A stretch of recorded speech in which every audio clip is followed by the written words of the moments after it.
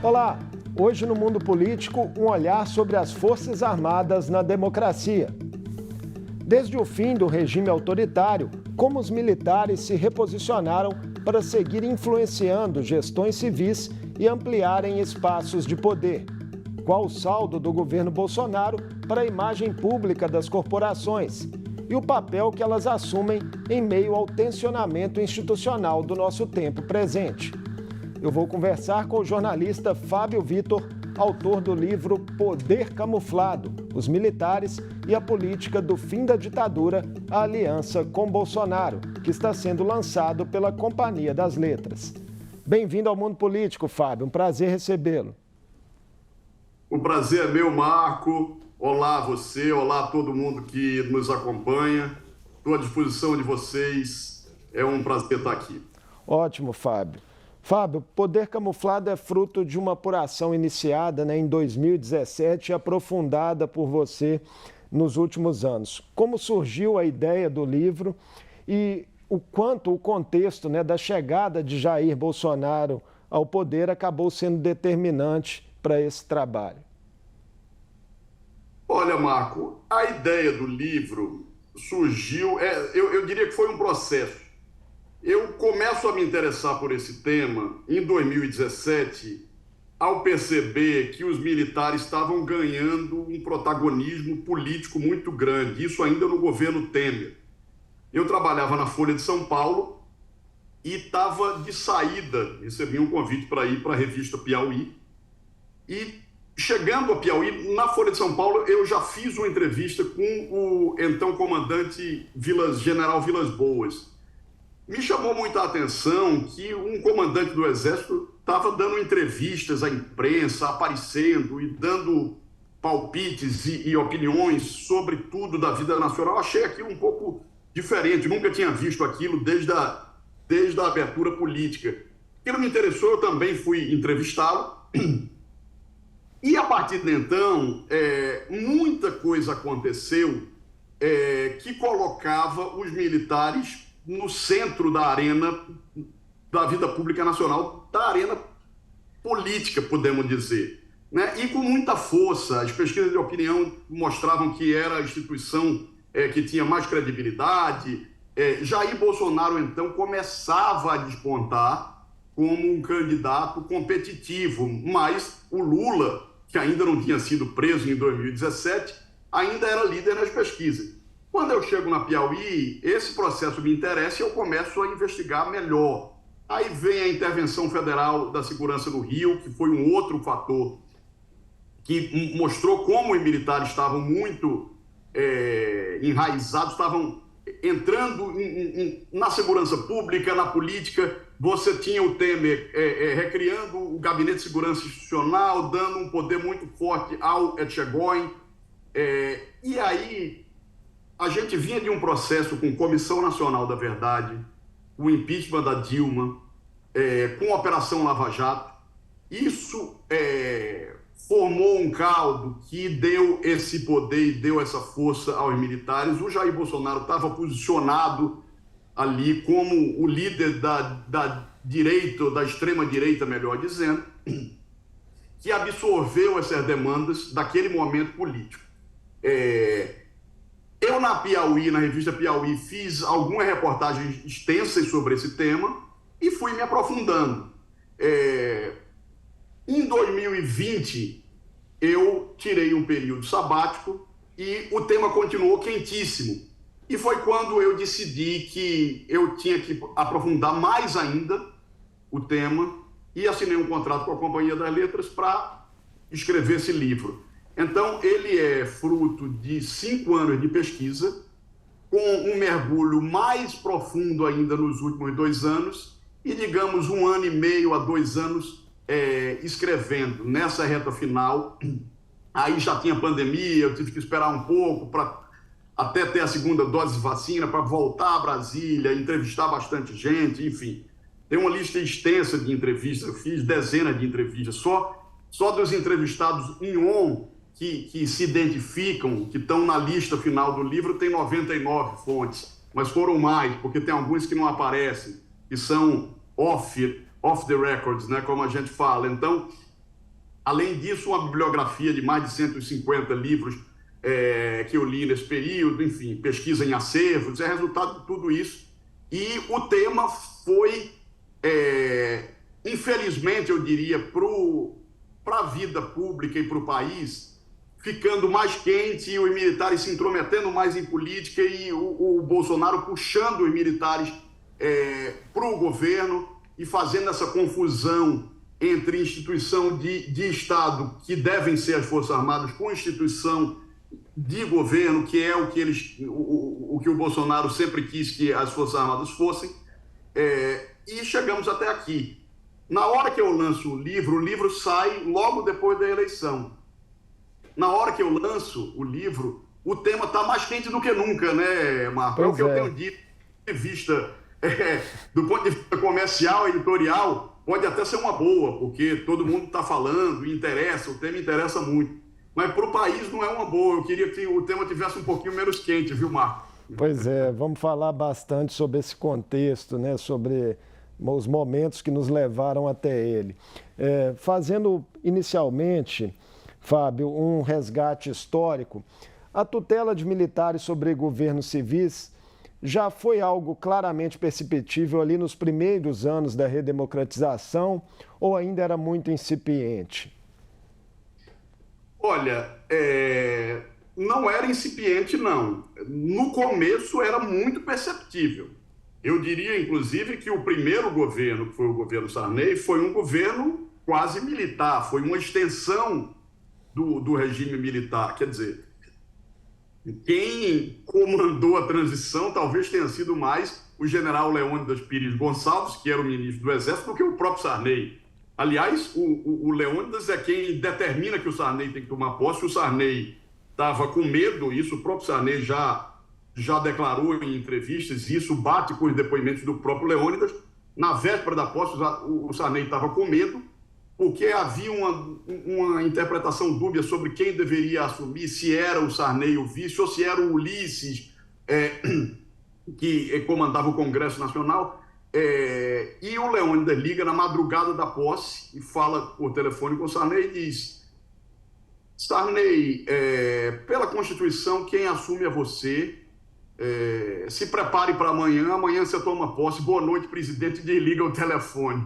Então foi uma determinação de Leônidas. E aí vem a Constituinte e os militares meio que determinam o papel deles na Constituição de 88. Fazem uma força-tarefa ali no Congresso Nacional durante a Constituinte para incluir e garantir que nada passasse, fugisse ao controle deles. E aí temas como a criação de Ministério da Defesa, que já se falava na época da Constituinte, foi vetada e seria vetada por muitos anos, até 99, só foi criado em 99 o Ministério da Defesa. Eles não admitiam um civil comandando os militares.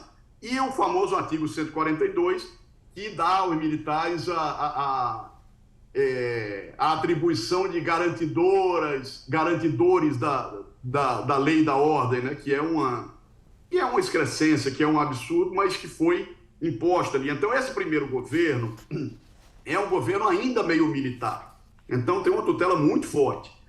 Gradativamente, isso vai diminuindo. O governo Collor, o governo Itamar foi muito militarizado. O Itamar, quando percebe que o Collor estava para cair, ele já se aproxima dos militares. E você tinha muitos militares em postos-chave no governo Itamar. O Itamar contou com vários militares no governo dele. O Fernando Henrique é o primeiro governo que faz gestos mais concretos para tentar garantir alguma subordinação dos militares ao poder civil, mas ainda tímidos. E de reparação também em relação à ditadura, de garantia de direito à memória e à verdade, enfim, a criação da Comissão de Mortos Desaparecidos, no segundo mandato do Fernando Henrique, da Comissão de Anistia, mas tudo ainda muito... Quando se falava em investigar mais a fundo, por exemplo, os mortos desaparecidos, aí levantava-se um obstáculo. Né? Você diria, Fábio, que a dificuldade geracional aí em se contrapor a interesses corporativos dos militares no Brasil tem a ver com isso, com o fato deles terem conservado uma influência ali desde que o Brasil fez o caminho de volta para a redemocratização? Acho que tem uma questão geracional, sim. Vamos dizer, Marco, que os militares que estão hoje no comando das Forças Armadas, pela idade deles, eles não deram golpe e nem são responsáveis diretos por violações de direitos humanos na ditadura, mas eles foram formados pela geração que deu o golpe e que violou direitos humanos na ditadura. Tem uma frase do general Etchegoyen, né, que parece que ficou célebre no governo. O caso do general Etchegoyen é simbólico, né? O pai do general Etchegoyen um dos momentos de fissura entre governos democráticos, notadamente os governos, o primeiro governo Dilma com as Forças Armadas, é quando o general Etchegoyen, então já no alto comando do Exército Brasileiro, ele fica revoltado porque o pai dele foi incluído na relação dos militares que violaram direitos humanos. Ele diz que o pai nunca violou e que aquilo é uma injustiça e soltou uma nota muito dura, assinada com a família dele, dizendo que o pai não teve direito à defesa e que a Comissão da Verdade era uma farsa. Enfim, aquilo foi um momento muito tenso. A Comissão Nacional da Verdade, de maneira geral, foi um momento muito tenso e que expôs como as feridas da ditadura, Marco, ainda estão abertas por essa questão, porque não é a geração do golpe, mas é uma geração seguinte. Então, assim, isso só pode, talvez, amenizar quando outras gerações tiverem no poder, tiverem no comando das forças, e mesmo assim, a dúvida de como seria esse passo além, uma vez que o sistema de ensino dos militares é dominado pelos militares, e as escolas militares ensinam que o que houve no Brasil em 64 não foi um golpe militar, mas foi ou eles chamam de revolução, né? Ou revolução ou contra-revolução. Hoje fala-se muito em movimento de 64, que é o eufemismo, né? Usado até pelo ministro Dias Toffoli uns anos atrás. Ou usam esses eufemismos, ou chamam de revolução ou contra-revolução democrática, o que é uma falsificação histórica, porque não há comprovação nenhuma de que tinha um golpe comunista em curso e que os militares precisaram agir para impedir esse golpe. Então, falar em contra-revolução é mais do que uma mistificação, é uma falsificação histórica. Fábio, aproveitando a deixa de você ter citado aí o ministro Dias Toffoli, muitos analistas consideram que há uma herança mal resolvida da ditadura no Brasil, provocada pela forma como se deu a anistia. Nos últimos dias, vimos, entretanto, o ministro Dias Toffoli fazer uma crítica pública à justiça de transição na Argentina, que, ao contrário do Brasil, puniu torturadores e militares que cometeram crimes. Qual sua percepção sobre a questão? Que legado a ditadura deixou na nossa democracia? A declaração do ministro Dias Toffoli é estapafúrdia e é impressionante, Marco, como um ministro do Supremo, em outro país, ele estava em Nova York, ele faz uma declaração para pedir pacificação no Brasil, depreciando um vizinho com quem temos relações históricas como a Argentina, e por algo que, na verdade, não deveria se depreciar a Argentina. A Argentina fez um processo de reparação histórica que deveria servir de exemplo. Claro que cada país tem a sua realidade, são culturas diferentes, foram ditaduras diferentes, enfim.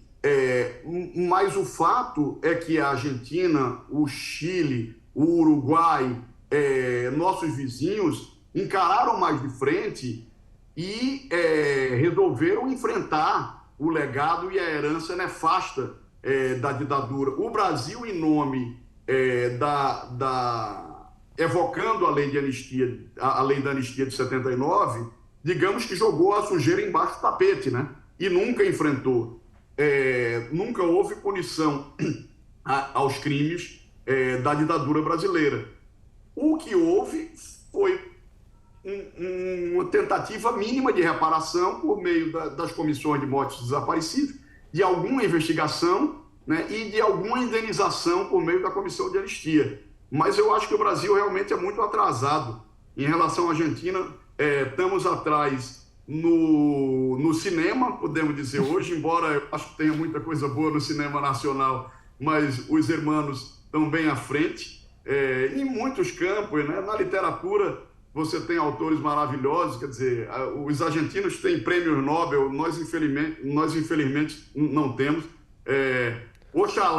Oxalá eles não passem a gente no futebol, né? Vamos ver. Temos Copa do Mundo aí, né?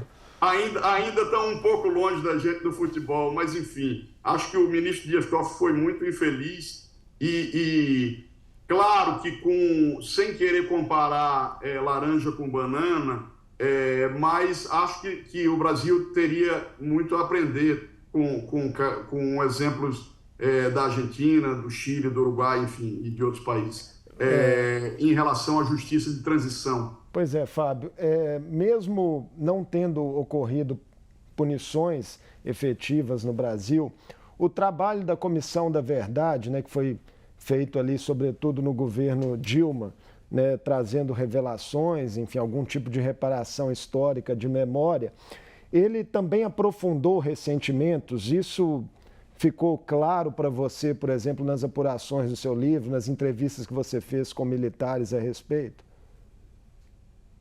Sim, completamente. Foi um momento, eu diria que foi a fissura, o atrito mais grave nas relações civis e militares desde a redemocratização, sem falar de um episódio específico, mas de momentos históricos, sem dúvida foi a Comissão da Verdade. Os militares têm muitas queixas em relação à Comissão da Verdade, embora tenha sido aprovado pelo Congresso Nacional. Veja, não foi uma canetada nem do Lula nem da Dilma. O projeto foi aprovado no governo Lula, o projeto que instituiu a Comissão Nacional da Verdade, e ela foi implementada no governo Dilma, mas foi um projeto aprovado pelo Congresso Nacional. Os militares se queixam de que eles não faziam parte, eles não tinham uma voz no colegiado da Comissão Nacional da Verdade, e que eles tinham um representante em outras comissões. Isso é verdade, isso é fato. Na Comissão de Mortes Desaparecidos tinha um representante das Forças Armadas, na Comissão Nacional da Verdade não tinha. Eles se queixam que a lei que institui a comissão falava em investigar crimes de 1946 até os anos 80 e que, na verdade, só se ateve ao período da ditadura militar, 64, 85, o que é meia verdade, porque em outros momentos históricos acabaram entrando no relatório final. Mas é óbvio que você vai concentrar as investigações, porque foi o período de 64 e 85. Esse foi o período em que se concentraram as violações de direitos humanos, né?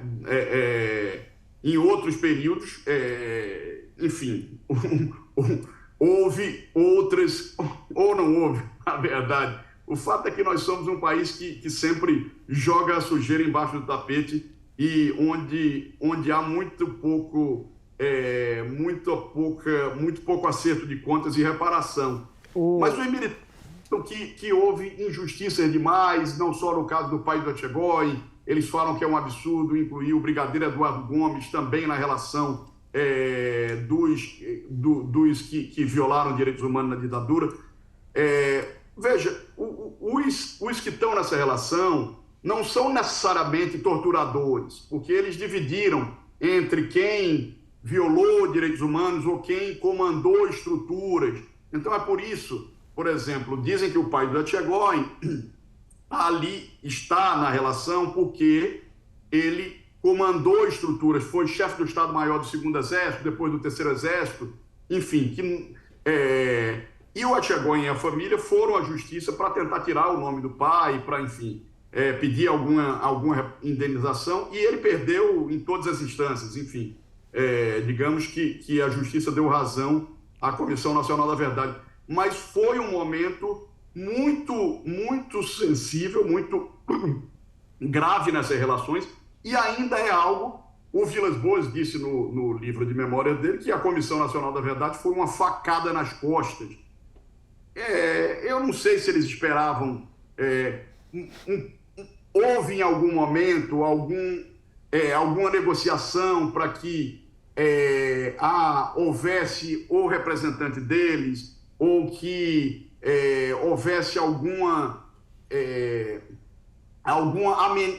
amenização nas investigações. Não sei o que eles pensavam que seria a comissão, porque, veja, a comissão não puniu, não tinha poder de polícia, não tinha poder de indiciar, não tinha poder de punir. O que a comissão fez foi investigar, aprofundar investigações sobre mortes de desaparecidos políticos, né? E emitir recomendações, né? Mas ainda assim eles acham que foi uma facada nas costas. Falando do momento seguinte, né? Veio o governo Temer e ali militares ampliando já alguma participação na gestão. E nas eleições de 2018 foi muito repercutida uma ameaça feita à luz do dia ao Supremo Tribunal Federal pelo general Vilas Boas na véspera de um julgamento do ex-presidente Lula, então pré-candidato ao Planalto. Posteriormente, Bolsonaro, inclusive, há relatos que teria dito ao general que lhe devia a chegada ao poder. O quão comprometido já estava o equilíbrio institucional do país no momento daquele episódio? Eu acho que já estava bastante, Marco, porque aquilo me parece ser aquilo não é o começo de um processo, talvez aquilo seja o ápice, né? A coisa estava tão tensa, né? O agradecimento do Bolsonaro, só fazendo um reparo ao que você falou, na verdade é público. Ele falou publicamente num discurso: o senhor é responsável por eu estar aqui, só nós dois sabemos o que conversamos morrerá entre nós. Ele falou isso no discurso, o Bolsonaro, com o Vilas Boas. E ele agradece pelo tweet. Ele nunca disse diretamente ao que ele agradecia, mas ele agradece ao tweet. Foram muitos episódios em que o comandante do Exército, né, atuou politicamente em benefício do Bolsonaro. Quando ele solta o tweet, eles já estavam aqui. Como eu disse, Marco, na verdade foi um processo, né? Isso com Dilma, um ex-guerrilheiro, assume o governo. Comissão Nacional da Verdade uma ex-guerrilheira que foi torturada, enfim, presa e torturada. A Comissão Nacional da Verdade é instituída, a caserna fica revoltada com a Comissão da Verdade, os atritos começam. Vem o impeachment de Dilma, vem a Operação Lava Jato, o Temer já estava em conversas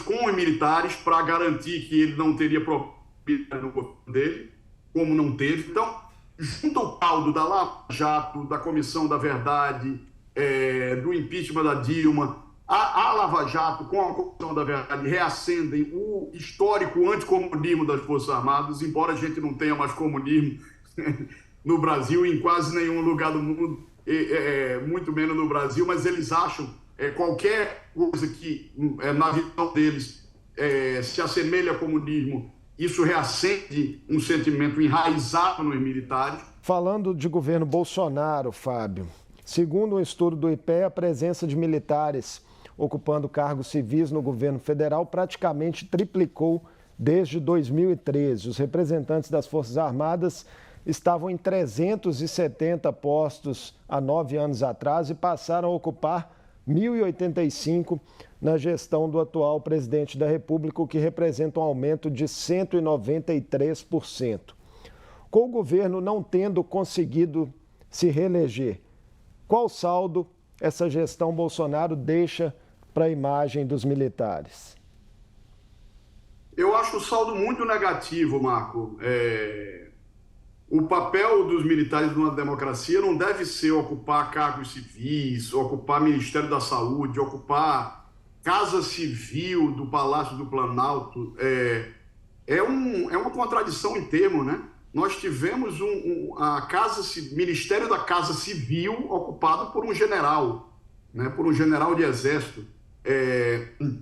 O Bolsonaro politizou, acho que o pior saldo, o saldo mais negativo, é a confusão proposital que o Bolsonaro impôs às Forças Armadas em tentar transformá-las em braços de seu governo. Né? Forças Armadas são instituições de Estado, não são instituições de governo. O Bolsonaro o tempo inteiro, com a conivência e a concordância de parte dos comandantes militares, puxou os militares para o centro da política e acabou oferecendo cargos, benefícios que, como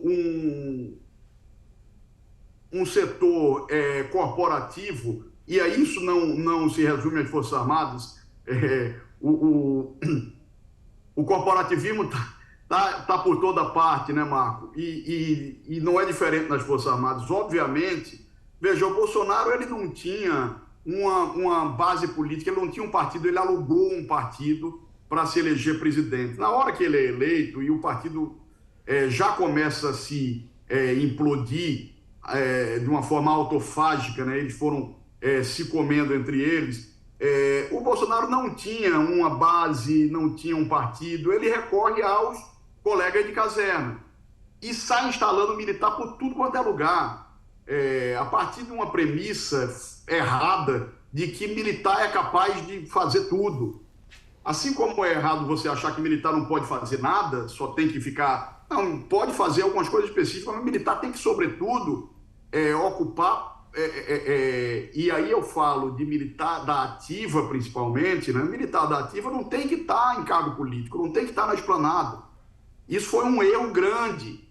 E claro que vai levar um tempo para se reparar isso. Né? Fábio, então, vai levar esse tempo, né, para os militares mudarem um pouco essa imagem. Agora, 2 semanas e meia, né, após o segundo turno das eleições, setores radicalizados da sociedade continuam em frente aos quartéis, clamando por um pedido de intervenção federal. E militares seguem por meio de notas, né, estimulando aí questionamentos ao sistema eleitoral, sem apresentarem nenhuma prova ou indício claro de fraude, em coro às narrativas do presidente derrotado. Ao mesmo tempo, se dizem comprometidos com a democracia. Até onde pode ir esse jogo aí de morde e assopra? Acho que acaba sendo o jogo do Bolsonaro. O que ele quer é manter essa incerteza, essa tensão até onde ele puder. Porque ele nem reconheceu o resultado das urnas, né? Quer dizer, ele é um mau perdedor e os comandantes militares acabam adicionando tensão a esse momento pós-eleitoral quando eles soltam notas defendendo a livre manifestação de gente que está em frente aos quartéis com pautas golpistas, né? Ou antidemocráticas, como você preferir. Mas pedir golpe militar é fora de qualquer propósito, é inconstitucional, é uma pauta golpista. Não reconhecer uma eleição legítima, reconhecida por instituições do Brasil e de todo o mundo, né? Por que os comandantes militares, ao mesmo tempo que pediram respeito à liberdade de manifestação, eles não pediram respeito ao resultado das urnas? Né? Essa é uma pergunta que fica no ar. Eu espero que gradativamente isso vá se apagando, né? Que o país vire essa página, que se respeite o resultado das eleições, não há outra. Os comandantes militares, quando fazem isso, eles fazem porque, ao mesmo tempo, eles concordam com essa pauta das frentes dos quartéis. Incrivelmente, eles concordam. Né? Mas eles sabem que eles não podem, não tem espaço para dar um golpe, eles não vão dar um golpe. Não há espaço para tanque na rua, não tem apoio externo. Os Estados Unidos não apoiam, não tem apoio dentro da sociedade brasileira, exceto de uma parcela radicalizada que está pedindo isso. Então, assim, eu espero que isso termine logo, que o Brasil vire essa página. e que os militares passem a cumprir o papel constitucional deles. Tem muito a fazer, tem cuidar da soberania nacional, cuidar de fronteira, ameaças cibernéticas, enfim. Olha o desafio que é a Amazônia hoje em dia. Que os militares se concentrem nisso, é isso que eu espero, Marco. Você acredita que as escolhas aí do futuro governo Lula, do ministro da Defesa e dos chefes militares, tendem a ser decisivas para um distensionamento? Olha, dos comandantes militares não dá para dizer, porque eu acho que o Lula vai respeitar a lista tríplice ali, vai escolher algum entre os mais antigos de cada força. Como é a praxe, como eu acho que o Lula vai fazer. Não acho que o Lula vai fazer o que o Petro fez na Colômbia, que é escolher um comandante mais moderno e aposentar compulsoriamente os mais antigos. Mas o fato de já sabermos que o ministro da Defesa vai ser um civil e não um general, como foi no governo Bolsonaro e no governo Temer, já é uma sinalização importante. A desmilitarização da esplanada, você tirar grande parte desses militares que estão em cargos civis, também vai ajudar nisso. Não significa que vai ser um processo fácil essa reacomodação. É um desafio grande que o governo Lula vai ter para distensionar esse ambiente. Vai depender de conversa, vai depender de tentar garantir, como o Lula já prometeu, algum orçamento para projetos das Forças Armadas, que ele teve nos primeiros governos dele, e os militares reconhecem isso. Enfim, e tentar, sobretudo, que os militares se atenham às questões militares e funções militares e não queiram se meter na política. Você tem uma visão otimista com base em todas as suas apurações aí sobre a possibilidade dos militares fazerem alguma reflexão crítica sobre o seu papel na nossa democracia? Não muito, não muito. Eu não sou catastrofista nem alarmista. Me diria um realista esperançoso. Talvez mais esperançoso do que a realidade permite, porque eu sei que esses comandantes, que o Bolsonaro e o bolsonarismo acabou causando um estrago que ainda não se apaga assim, né? Ainda vai ficar. Acho que leva um tempo para cair a ficha dos militares sobre o quão nocivo foi esse processo para as Forças Armadas brasileiras. Eu espero que haja essa autocrítica. Enfim, clamo aos militares que façam essa autocrítica e que o Brasil avance nesse sentido. Quem sabe seja assunto para um novo livro, né, Fábio? Obrigado por essa conversa conosco aqui no Mundo Político. Marco, obrigado a você. O prazer foi meu. Desejo tudo de bom para você e para todo mundo que nos assistiu. Sucesso aí com a obra. Eu conversei com o jornalista e escritor Fábio Vitor, falamos sobre as reflexões do livro de sua autoria, Poder Camuflado, os militares e a política, do fim da ditadura, a aliança com Bolsonaro, lançado recentemente pela Companhia das Letras. A obra joga luz sobre a atuação das Forças Armadas no Brasil desde a redemocratização. O Mundo Político fica por aqui. Obrigado por nos acompanhar e até o próximo programa.